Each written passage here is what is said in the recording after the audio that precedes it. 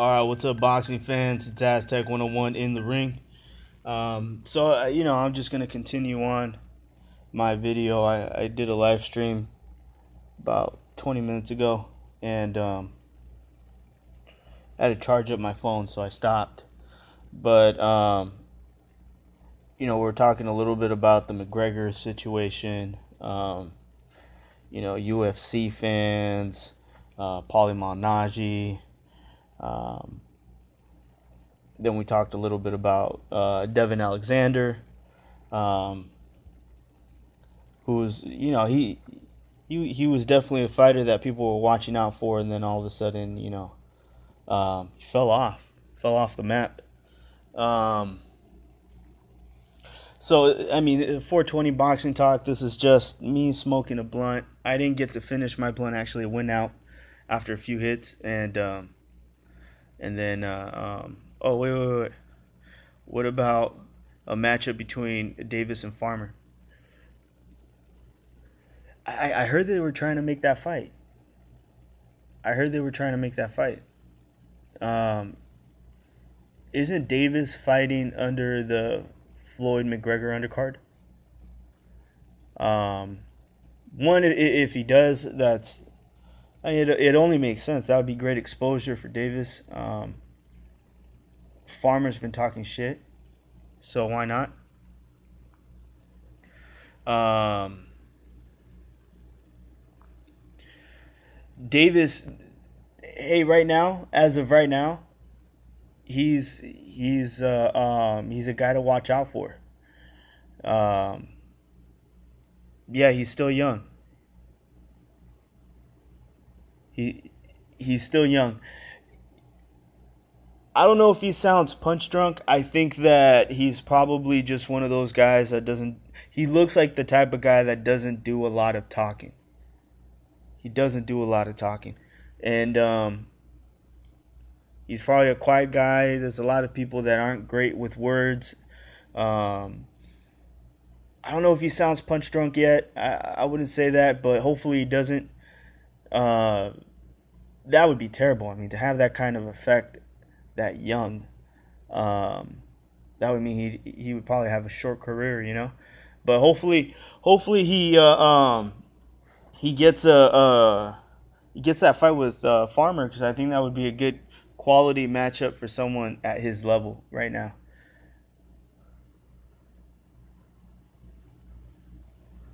Let's see here. Yeah, exactly.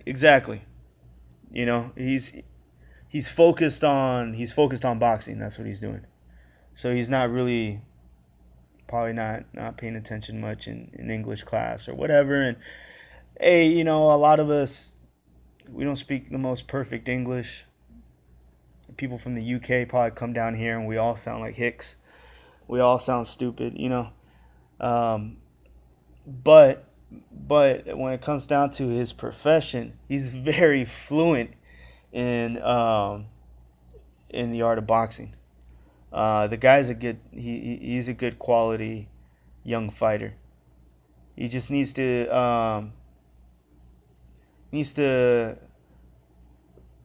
at this point listen to Floyd, but then eventually once you get the ball rolling, once you start figuring out what's going on, he needs to pay attention.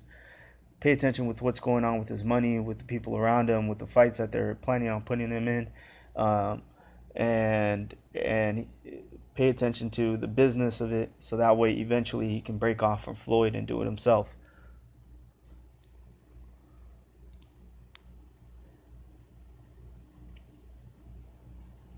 Yeah, yeah. Someone in the UK would listen to us talk, and we don't. I mean, they have kids in junior high that sound so elegant. I mean, they can say whatever the fuck they want. It just sounds appropriate. It's what English should sound like. but but yeah, let's see here. A farmer got shot in the hand. He may have. Farmer got shot in the hand.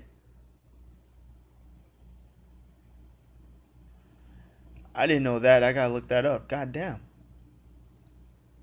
I wonder if it was messing around with his own gun or what.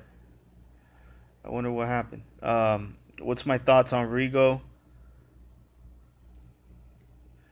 He's let's see. Yo, what's your thoughts on Rigo? He's ducking everyone at 122. Hey, that's what we've been talking about. Yes, Rasclot. Good point. That's exactly what we've been talking about, man. Rigo has no interest in fighting anyone else other than Lomachenko. No one in his division, apparently, in his mind. I mean, to me, that just gives Lomachenko too much credit. Like, you really don't think that these guys are willing to put up a fight? And the fights that he does take in between these big fights, it's not anything to be proud of. I mean, he's not even trying to call out Magdaleno. Magdaleno already came out there, said that he wanted to fight. Magdaleno won his first title defense not too long ago. Called out Rigondeaux. I talked about it. A lot of you guys saw it. And Rigo just he's not even acknowledging it. It's like the 122 the 122 pound division. It's like that doesn't exist to him. That universe does not exist. It's just him and Lomachenko. And to be honest, I mean, let's be serious here. Jesse Magdaleno, if this fight is sold right in San Diego, in Texas, in Southern California, you know, that I think Magdaleno will sell more than a Lomachenko fight, especially at the gate. Especially at the gate. Cuba versus Mexico or USA / Mexico. I mean, come on. That shit. That's an easy fight to sell. Let's see. And Lomachenko will wash him.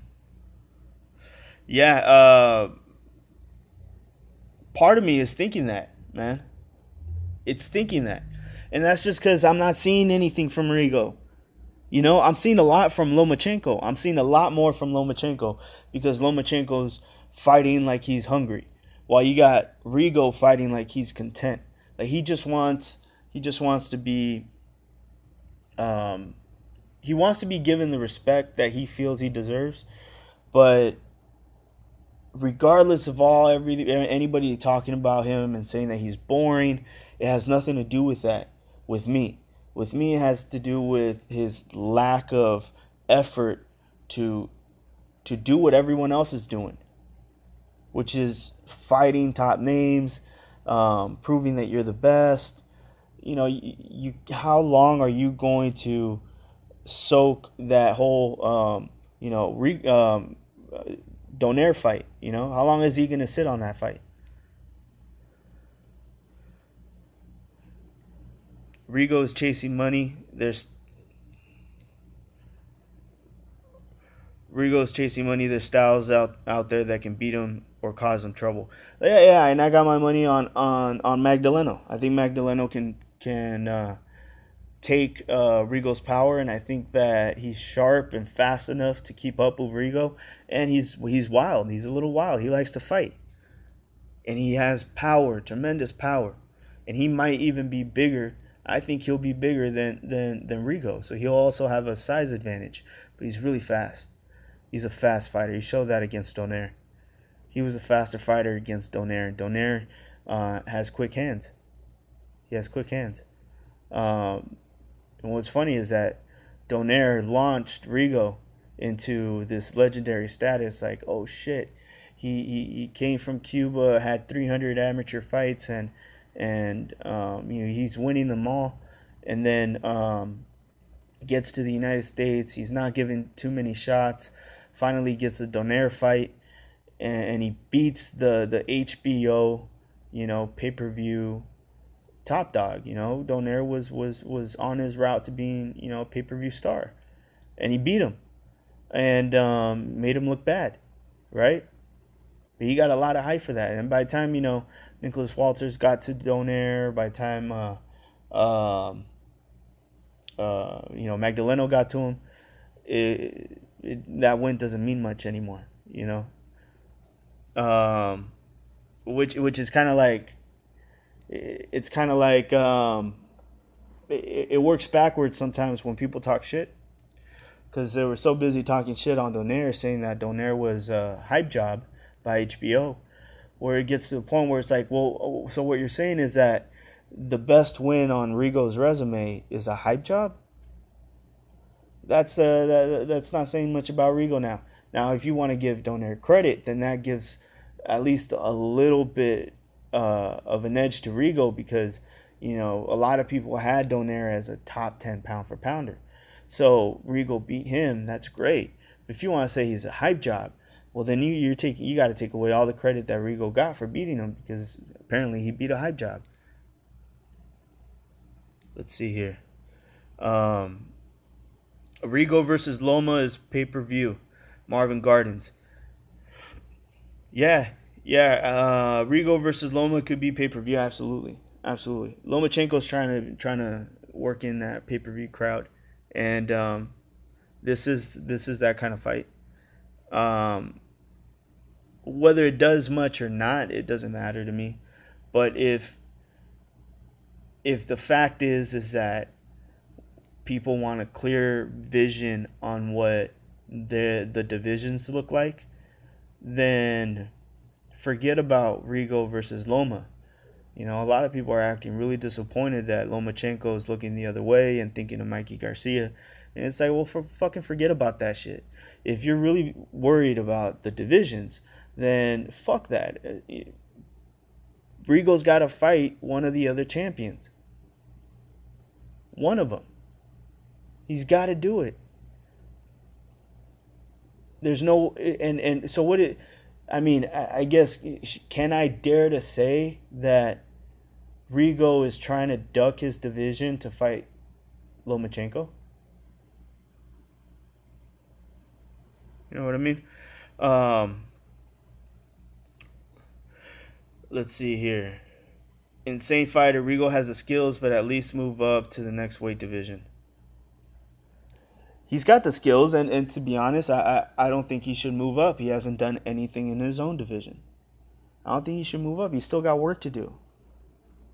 He's got problems in his own division. He's got guys that they're ready to fight him. I mean, these other fighters have been mentioning him. They want to fight Rigo. That whole idea that Rigo's being avoided, that everyone's scared to fight him, that's talk for Quigg and Leo Santa Cruz. All right, but Leo Santa Cruz and Quigg is not everyone. That's not everyone. So let's be realistic here. Rigo is just not living up to the potential. He's not.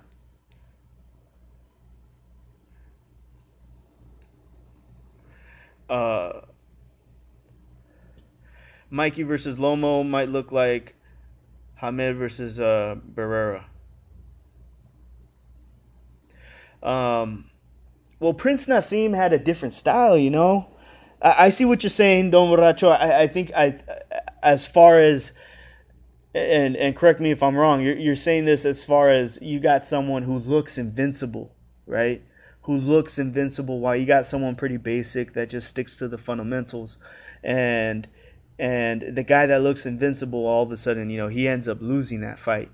I'm assuming that's probably what you're saying. Possibly, yeah, absolutely.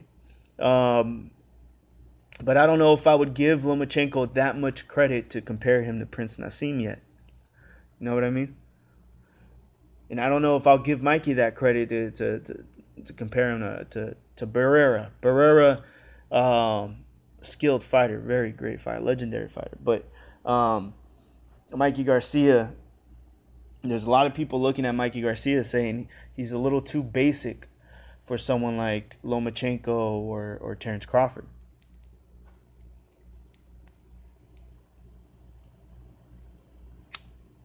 Right. Flashy versus hardcore stable. Right. Yeah, yeah.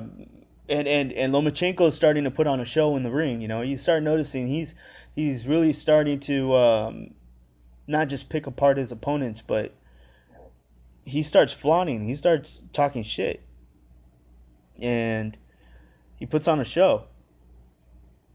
Prince Nassim was one of the best at doing that. That fool would laugh in your face, make you miss, and then he had this weird rubber spine that would he would fucking just fold all the way back like Matrix style, like he was dodging bullets, um and he got away with a hands down type of style. You know what I mean? And Barrera had wanted nothing to do with that. Leo Santa Cruz pissed me off. He has the size to trouble Rigo. Yeah, yeah, exactly, exactly. I feel the same way. Feel the same way. I feel like I could really like Leo Santa Cruz, but there's a few strikes. Some of them are meaningless, and then one of them really kind of was the final nail in the coffin. You know, the it annoyed me every time he got interviews. Every time he was interviewing, the guy sounds like an idiot. I'm sorry. But Leo Santa Cruz just sounds like an idiot. And he says the same thing all the time. He sounds like a little 12-year-old, you know? I remember they were talking about, they asked him, hey, you know, how do you feel about all the people talking shit? All the people doubting you? You know, the same fucking asshole question every fucking reporter asks. Oh, well, how do you feel about all the naysayers? You know, and then you got Leo Santa Cruz comes in, and he's like, well, you know, it hurt my feelings, and you know, I feel bad, and he sounds like a little kid, and I don't know, it's kind of it's frustrating, it's fucking frustrating, um, and then you got that right, you got that, plus he fucking names his son Al for Al Heyman. Holy Jesus Christ. You named your son Al. 2 letters. Al. For Al Heyman. What the fuck, dude?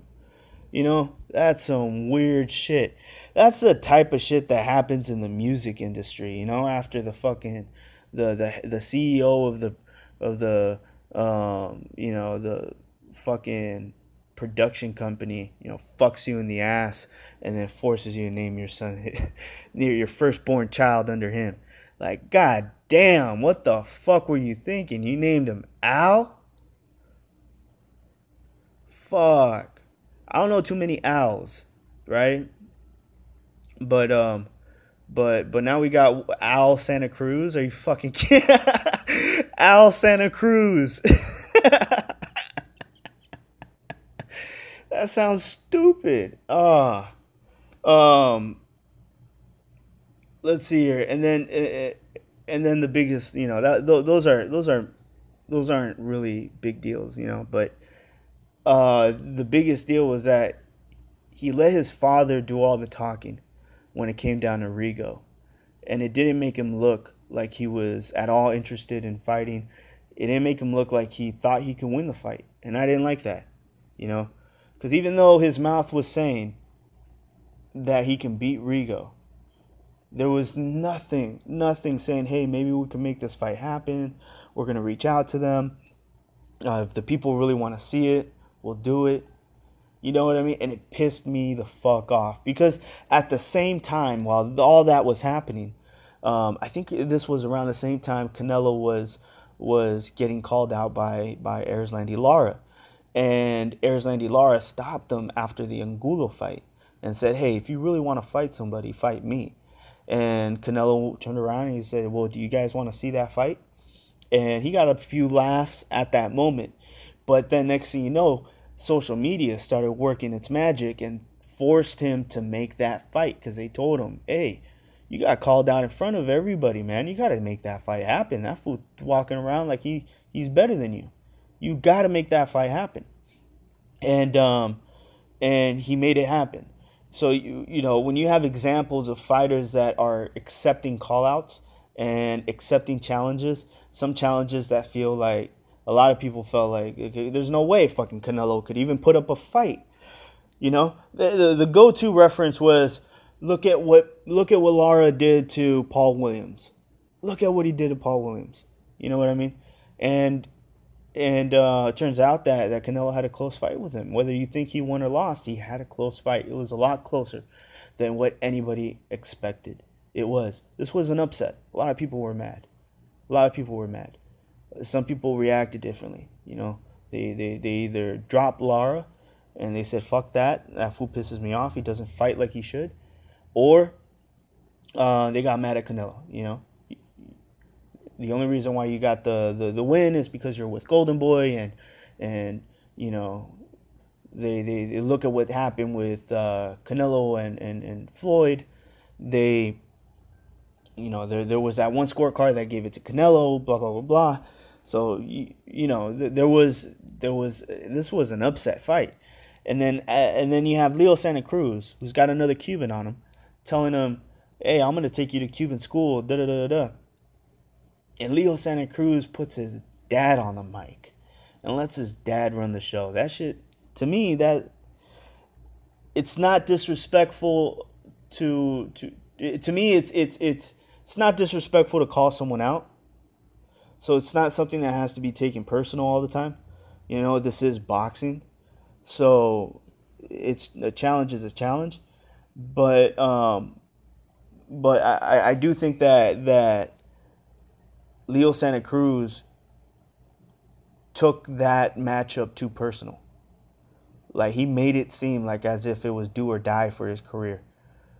He really made it look that way by not fighting him, by not entertaining the idea of it, by constantly talking down on him and saying that, you know, he's boring. And I've always been curious how much of that was him and his father, and how much of that was Al Heyman. Because every time Leo Santa Cruz would talk about Rigondeaux, it was always, or talk about any fight, it was always, we're going to see what Al Heyman tells me to do. It was always what Al Heyman, oh, I'm going to talk to Al Heyman. Al Heyman will tell me what to do. I remember one time he did an interview and he said that Al Heyman told him specifically that the reason why he's champion and he's in the position that he's in is because he's one of the only ones that listens to Al Heyman, word for word. And so you can kind of tell that there's something going on in the background with Al Heyman. He's able to promise and deliver.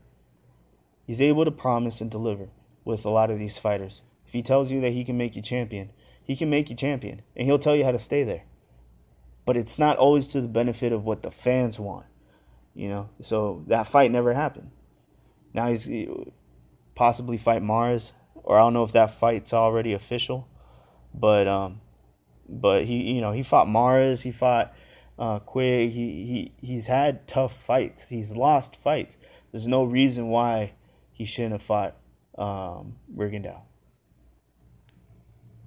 Let's see.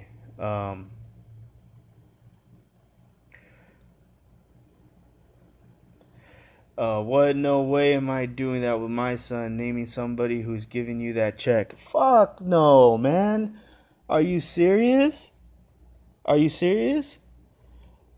Fucking name my son after, I mean, you have to pull me out of a burning fire. Maybe save of a, you know, pull me out of a car wreck. You know what I mean? Blood transfusion. Maybe you because of you, I now have a heart. You know what I mean? We did a heart transplant. Maybe out of respect, right? But the only type of name that you're supposed to give to your son is the name of your father.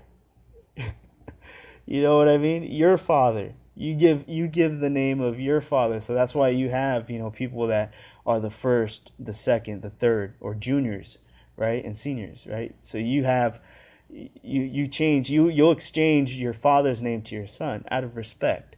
Maybe your grandfather's name or someone else in your family out of respect.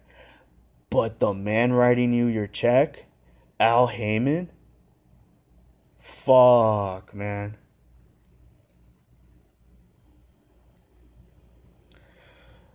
But why did Leo name his son Al, which is a nickname for Albert? I don't know if he went for Albert. I don't know. I just know that he named his son after Al Heyman, and probably a good chance that fool's stupid enough to just keep it Al.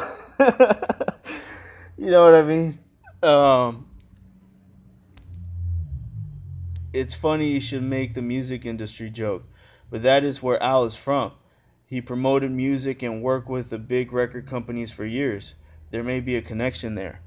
Yeah. It was an undertone joke, but I know and I know that Al Heyman has been sued by Beyonce. Him and there's a good chance that him and Rock Nation don't also don't have a good relationship with each other.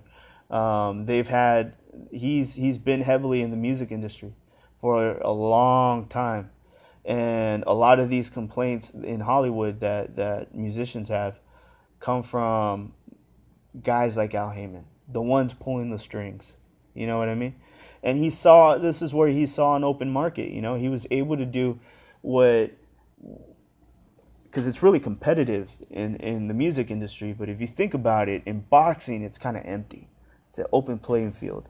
Almost anybody can just open up a company and start doing music, and you got YouTube, and you got so many different things when it comes down to entertainment, that it's just way too competitive. While boxing is a small circle. It's a very small circle, and you can really, if you play the politics right and you have enough money, you can go in there and dominate the whole thing, or at least get yourself a big chunk of it. And that's what he got. He hasn't gotten the whole thing yet, but he got a big chunk of it. So, but the techniques, and because I've heard of the other shit that they do in the music industry, some of that gay shit, and I'm not saying that that's what Al Heyman is doing, but I am saying that's how fucking Leo Santa Cruz looked. I mean, that shit's a little weird. Let's see, if Canelo beats Triple G, who's next? Because for GGG, if he wins, he's pretty much done already. He's pretty much ready to retire. Um, if Okay, so if Triple G wins, if Triple G wins, shit, that's a good question. I mean, if Triple G wins, he's not gonna make another huge paycheck with any other fighter, unless Jermall Charlo, picks up a few good wins and goes on a marketing campaign and starts promoting his fights, and does something to build his name up as the next superstar. If he's able to do that, then possibly, maybe he might be able to make a fight with Jermall. A rematch with Danny Jacobs will probably do the exact same numbers, maybe a little bit more than the original fight. And if he fights Billy Joe Saunders, he can end his career with being undisputed. So there's a good chance that he might just go the Billy Saunders route, get that out of the way, and then retire after that. And that might make him, you know, comfortable enough to retire. Right? You become undisputed. You got all the belts. That's what you said you were gonna do, and now you can retire. So there's a good chance that happens. Canelo, on the other hand, I mean, sky's the limit. Sky's the limit. What he does next, man, there's so many fights. He's 26, 27 years old. That's another 20, 30 fights that he can put in. There's so many opportunities. There's Jermall, go back down to 154 and fight Jermell, fight Andrade, fight Lara again in a rematch, fight shit, man, fucking fight everyone. That's the sky's the limit with him. He can have an in-house fight with Lemieux. He can fight Billy Joe Saunders. And the Jermall fight is not out of the question, man. I don't think the Jermall fight's out of the question. A lot of people are saying that he's gonna duck Jermall because Jermall is carrying the WBC title and Canelo doesn't want to fight for the title. Canelo didn't fight Lara for his title, and Lara was champion. Lara was holding the WBA junior middleweight title, and Canelo didn't take it even when he won. So there's a good chance he can still make the fight, even though he's a champion. They don't have to make it a title fight. Let's see here.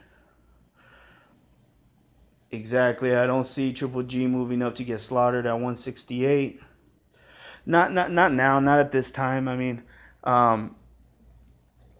that's something if he was gonna do, because you have to get comfortable with the division, and it'll just be a uphill battle. I mean, like you won't be able to.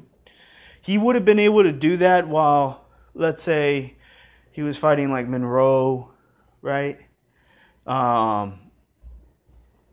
Before Lemieux, maybe if he was getting himself prepared. But it seems like he's so focused and he's been getting so prepared for the Canelo fight for the past few years that I think 160, that's it. That's his limit. That's where he's going to stay at.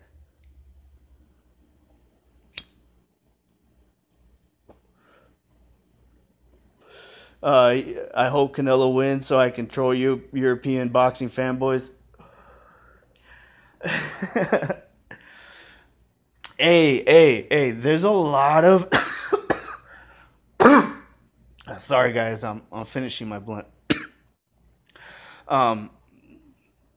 There's a lot of guys that are supporting Triple G that are from the United States, man. From the United States. There's a lot of Mexicans supporting Triple G. Not as much as people want to make you think.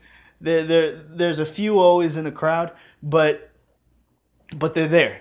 They're there, and they're probably the loudest too. And yeah, it's gonna be funny. It's gonna be really funny when Canelo fucks him up. I got my money on Canelo. I think he's gonna win the fight. I honestly think he's gonna win the fight. I think this is a how do I explain this? As much as people wanted to say that Canelo was a hype job, I think Canelo has recently proved that he's high-level opposition. Like, he's an elite fighter. He is. You just can't, there's no way you can do what he's done and not be an elite fighter. You know what I mean? He is an elite fighter. So is Triple G. But Triple G has had the benefit of, throughout the years, he's looked at as a boogeyman. People recognize his skill, and he's been getting a lot of praise for his technique, his skill, everything he's able to do. Canelo, on the other hand, has been getting the exact opposite. Every time he wins, there's always something wrong with him. People always want to nitpick little things. But really, Canelo's performances have been much more impressive than Triple G's. Much more impressive, just against the opposition, how old he is, what he's been doing, how long he's been fighting. Like, it's just all very impressive. His entire career right now is very impressive. So, there's a lot of people underestimating what Canelo can do, and they've been doing this for years. For years. Every fight, Canelo's going to lose this one. Canelo's going to lose this one. You know? And Triple G, on the other hand, every fight, he's going to win. He's going to win. You know what I mean?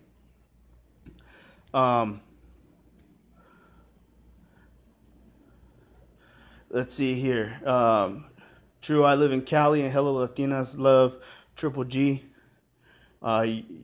European boxing fanboys made me dislike him. Yeah. There's a lot of people that like Triple G, man. There's a lot of people that like Triple G.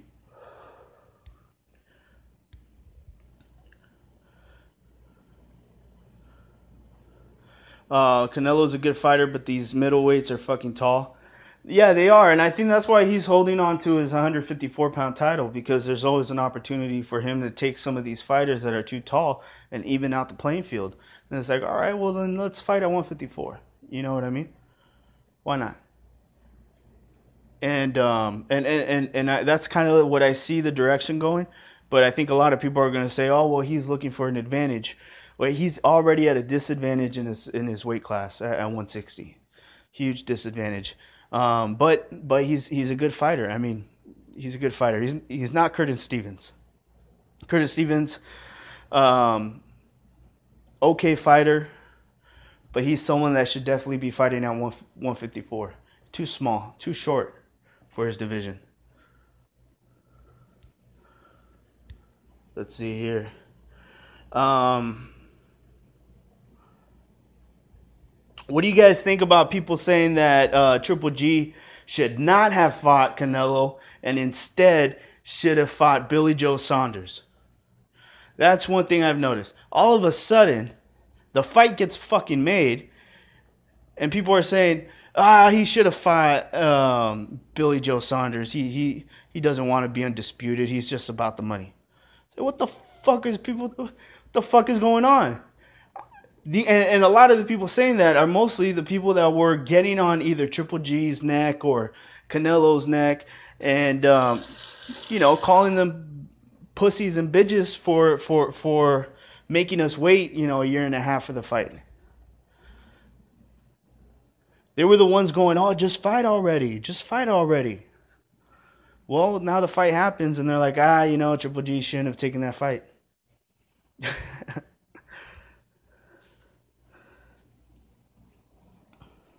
Let's see here.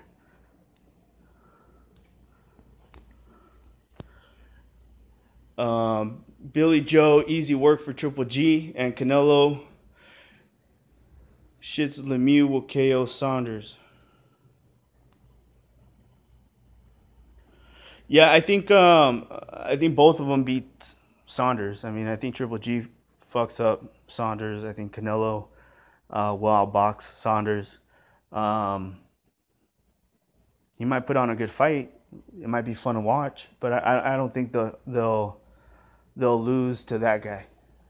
But see, that'll be a huge upset, and that's a fight that should happen.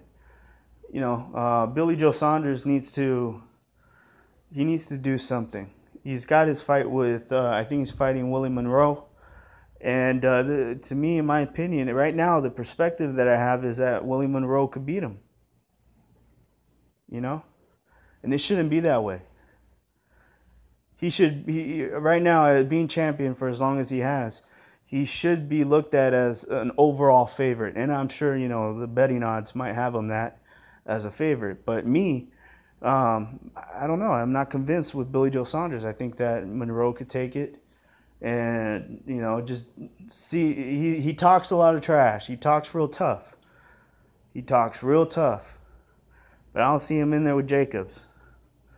I don't see him in there fighting. He's not fighting Lemieux. He's not fighting these guys that are known boogeymen in the fucking division. Let's see here.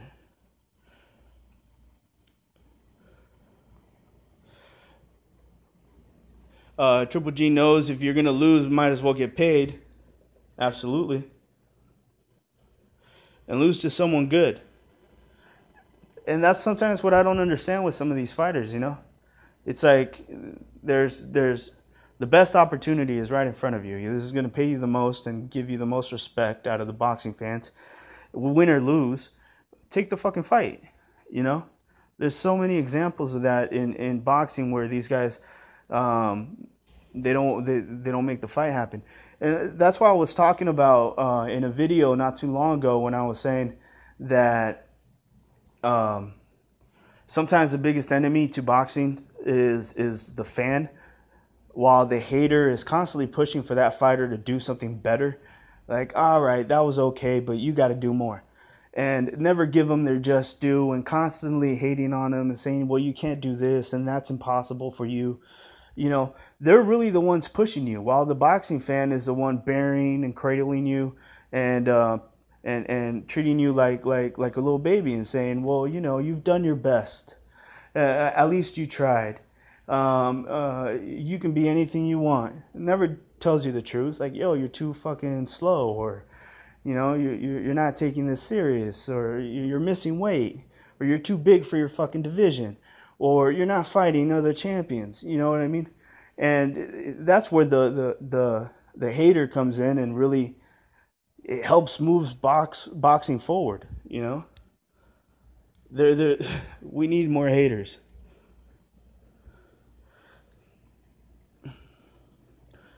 You don't see it happening though. Come on, that's another $100 million payday. It's because of Floyd that boxing has turned out the way it is. Um, yeah. Well, it's because of two things. Like I said, it's Floyd and his fans. It's Floyd and his fans.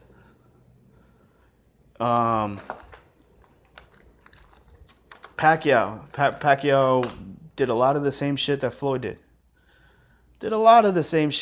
did. And he did other shit too. Like he does things like Top Rank will do things like this. Like, that whole situation with Pacquiao and Jeff Horn. They've done this before. They did it with Timothy Bradley.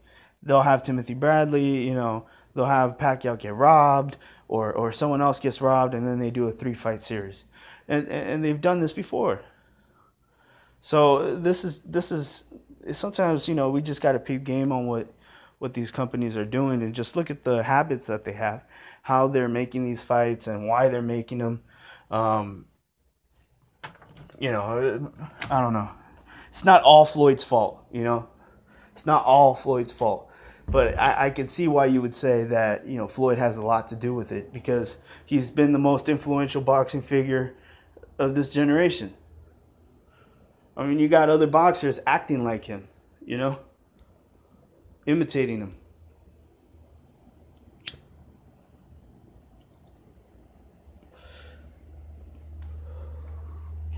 You'd like to see Floyd fight any real boxer? What pisses me off right now with the whole Floyd versus McGregor fight is that Floyd's doing all this marketing. He's got this big show, big production against Conor McGregor. He gets put on ESPN. He's all over the place. And he's not giving that attention to another boxer. He's giving that attention to a UFC fighter that has been disrespecting him. Like through and through, before the fight and during the buildup of the fight. And I bet you there's still going to be more to come during the fight. So, I mean, he could have really taken this opportunity and make things right with boxing fans and say, hey, you guys, I know you didn't want to see Berto, but let me fight Thurman. Let me give Thurman that one shot. Let me make that fight with Thurman. The whole reason why Thurman probably even signed with Al Heyman was to probably get a fight with me. So let me finally actually get off my ass and fight Keith Thurman. But no, he's fighting Conor McGregor. And here's the thing: if Floyd loses this fight, this is gonna make boxing look so bad. It's gonna make it look bad. I mean, we're labeling Floyd Mayweather as the best of this generation, without a doubt. Without a fucking shadow of a doubt. We just automatically name him the best of this generation.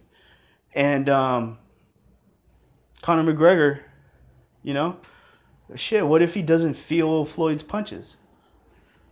What if to him it's, he can handle the pain and he goes in there and roughs him up, Maidana style, and picks up the win off aggression?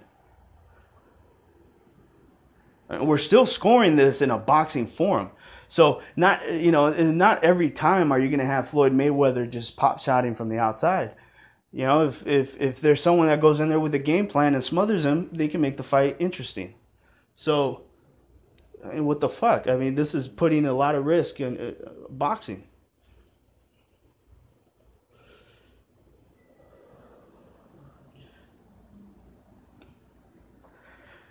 He complains about racism, but he's giving the racist a chance. Well, I mean, Floyd has no room to talk about, like, his thoughts on racism. Um, he's not. Come on, I mean,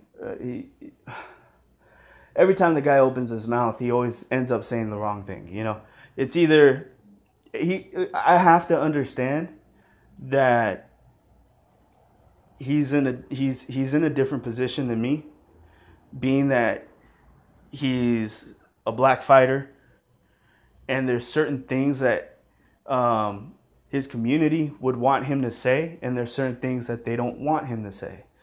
So he'll have something that sounds good to the rest of us. It might sound good, or it might sound meaningless or not harmful. Like when he said, hey, I care about everyone. I think all lives matter.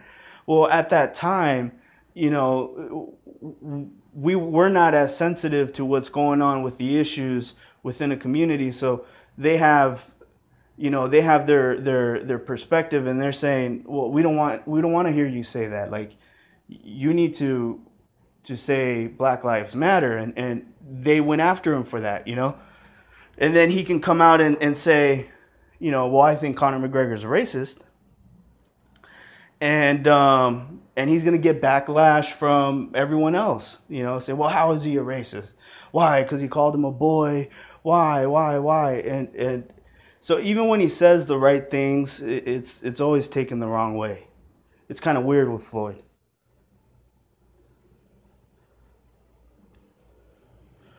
Let's see.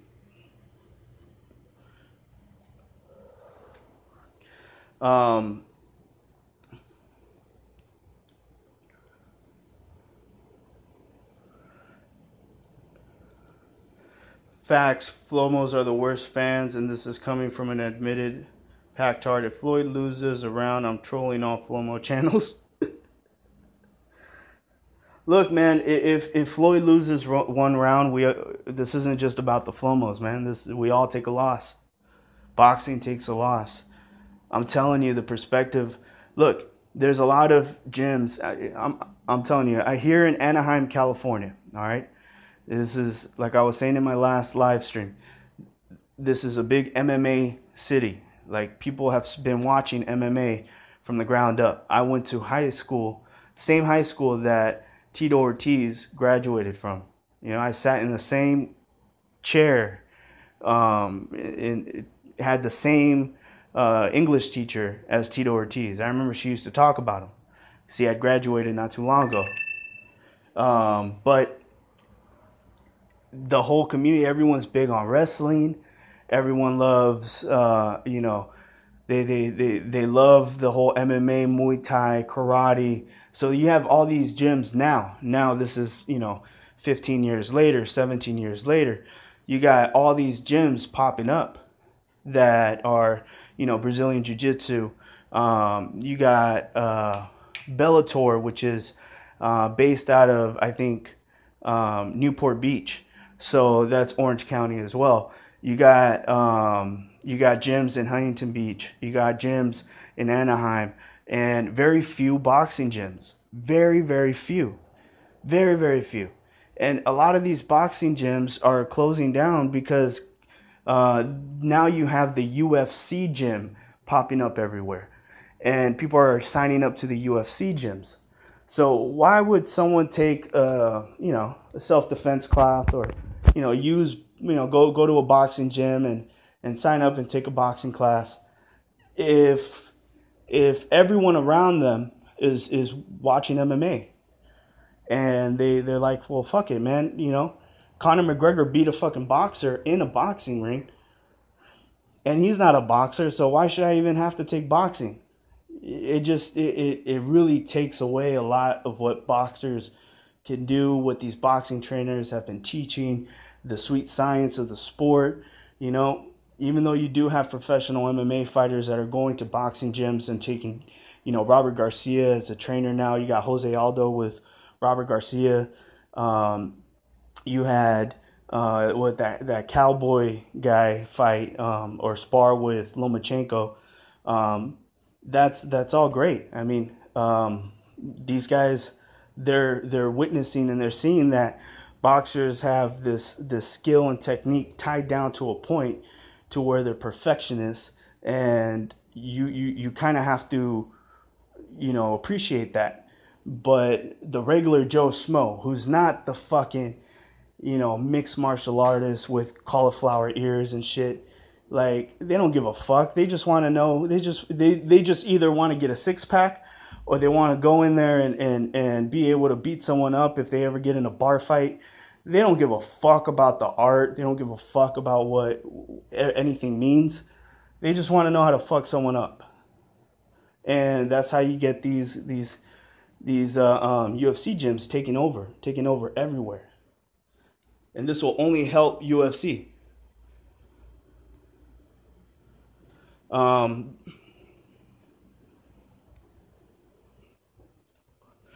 Boxing gyms used to be free. Now you have to pay, and guys go to MMA because they feel they get more with their money. Right. Um, yeah, there's the money aspect of it. There's also the fact that you know they've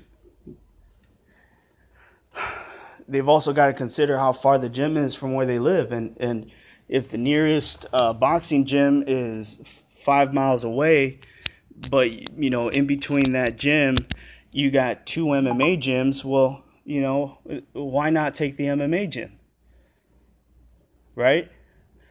So it's the amount of MMA gyms that are around now, um, and then you have a lot of MMA gyms that will tell you that they have a boxing coach, and they will have heavy bags all around. It looks like a striking gym, but that's the guy that owns the place is really a wrestler, and the main coach, the one with the most accolades, he's doing Brazilian jiu-jitsu, and the guy that is teaching boxing, well, he had 5 amateur fights and that's it, and he's the guy teaching boxing, and he's the guy teaching kickboxing and shit, which is it's kind of a joke sometimes. You really have to pay attention, especially if you're shopping around for a gym. In my opinion, MMA fighters don't know how to punch. Yeah, some of them either don't know how to punch, or they don't know how to move their head, how to step away from a punch. I see a lot of fighters that don't jab. They're starting to get a little bit better, and sometimes I appreciate the little things when they figure things out, but some of these guys just, their hands, they don't know what to do with it. Their hands are just really there to grab or to block your chin and block your face and block your body, but they're not there to strike. Like, they don't have that instinct. They rather shoot and take you out for a takedown. Like I said before, MMA, especially the UFC, their scoring is catered to wrestlers. So a lot of these guys that are strikers, if you're fighting a wrestler, you're at a huge disadvantage, because there's only so much you can do to score points when you're on your feet. As soon as he takes you down and he eats up all the time, smothering you and being on top, they give the fight to the wrestler 90% of the time. And it's something that I think it was either Nick or Nate Diaz that was complaining about that, but they made points about this before. And it's something that's why a lot of MMA fighters, guys that go in there with certain attributes, they still, regardless of what their background is, they always have to learn how to defend a takedown or how to get back up. And that's the one thing I've noticed, is that you take a lot of these strikers that know how to defend a takedown really well, or they know how to get back up. They're beasts. If you teach Triple G how to defend a takedown, and you train him on how to get back up if you do get taken down, that fool will fuck anyone up in MMA. You teach any boxer, you teach fucking Anthony Joshua how to get back up, how to defend a takedown. Are you fucking kidding me? Man, he'll knock their heads off, man. He'll sleep every one of them.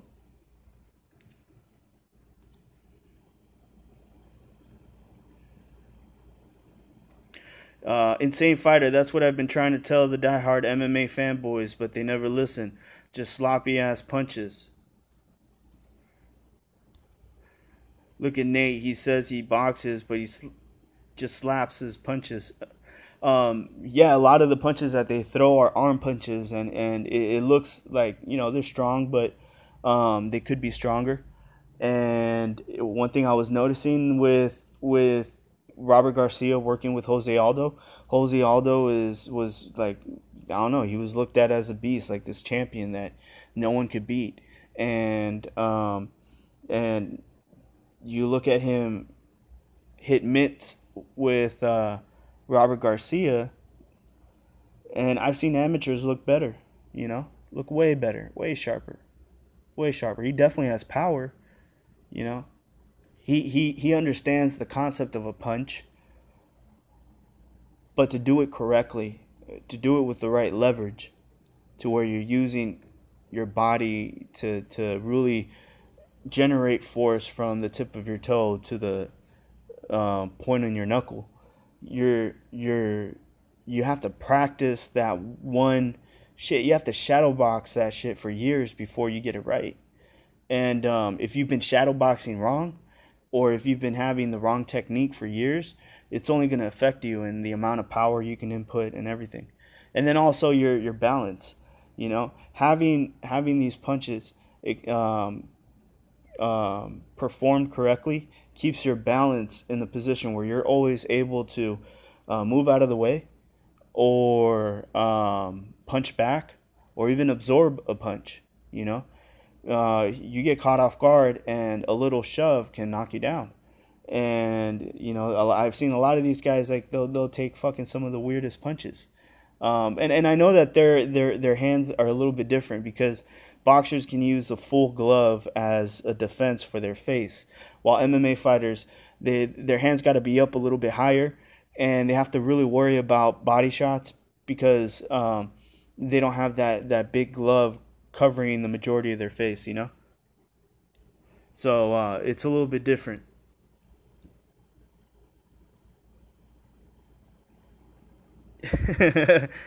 78 Sports TV is live streaming right now. Thanks, bro. Thanks, bro. Well, you know what? I think you guys we should be able to enjoy both. Um, I'm gonna answer. I'm gonna answer Rasclot, and then I do have things to take care of. So I've already been doing this for about 2 hours. So, but thanks. I appreciate your loyalty, Insane Fighter. Appreciate it 100%. Let's see here. Kareem Mayfield used to fuck Nate Diaz up in Oakland gym, and Kareem is way smaller. I had no idea. I had no idea. Um, wow. Is that true? Kareem Mayfield used to fuck up Nate Diaz. I believe it. And you know what? Kareem Mayfield, that's one of those fighters that, fuck, man, there was a lot of hype behind him when he was coming up. A lot of hype. He just didn't turn out to be who we thought he was. And who did he lose to? He lost to Taylor, right? And then Broner fought Taylor. I think that's what happened. Um, yeah, Kareem used to fight a lot. Yeah, sparring. He used to spar a lot of people, and that's where a lot of the hype came from. All his historic fucking boxing sessions with guys bigger than him, guys smaller than him, all different names. He used to prepare a lot of fighters for fights, and it was all the work he did in sparring sessions that got his name out there. But you take losses sometimes in professional fights, and he took a loss, and people fell off. They stopped watching him.